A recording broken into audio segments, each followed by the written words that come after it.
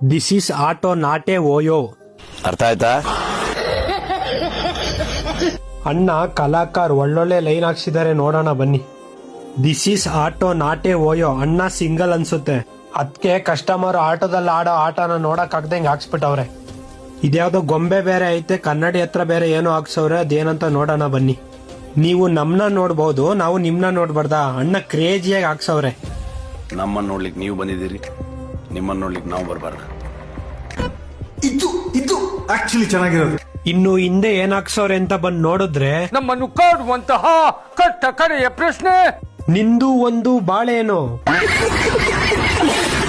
ಇಷ್ಟು ಲೈನು ಒಂದ್ ತೂಕ ಆದ್ರೆ ಈ ಲೈನು ಇನ್ನೊಂದ್ ತೂಕ ಇದೆ.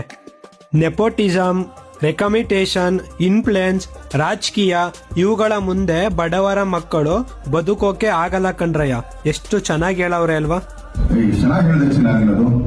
ಯಾಕೆ ಬಡವ್ರ ಮಕ್ಕಳು ದೊಡ್ಡವರಾಗಬಾರ್ದು ಅಂತೀನಿ. ಖಂಡಿತ ಬಡವ್ರ ಮಕ್ಕಳು ದೊಡ್ಡವರಾಗ್ಲೇಬೇಕು. ಈ ಮಾತಂತೂ 100% ಸತ್ಯ. ಯಾಕೆಂದ್ರೆ ಇಲ್ಲಿ ದೊಡ್ಡವರ ದೊಡ್ಡಸ್ತಿಕೆ ಮುಂದೆ ನಮ್ ಬಡವ್ರ ಬದುಕು ಮತ್ತು ಬಡವ್ರ ಹೋರಾಟ ಯಾವುದು ಲೆಕ್ಕ.